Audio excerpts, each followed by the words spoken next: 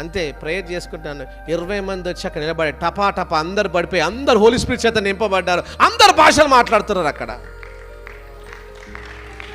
There is a mighty miracles happened here.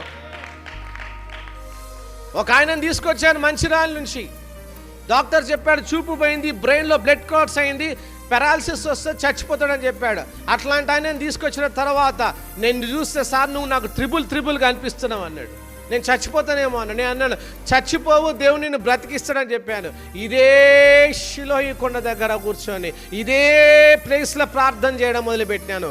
10 days తర్వాత ఆయన కళ్ళన్నీ ఇట్లా ఉండే అవన్నీ క్లియర్గా వచ్చేసినాయి. మళ్ళీ విషయం బ్రెయిన్లో ఉన్న బ్లడ్ క్లాట్లు అన్నీ మాయమైపోయినాయి. చనిపోయిన వారు సైతం లేపబడ్డారు. దేవుడు గొప్ప కార్యాలు దేవుడు ఈ స్థలంలో జరిగించాడు. ఒకప్పుడు ఎవరు రారనే ఈ ప్లేస్లోకి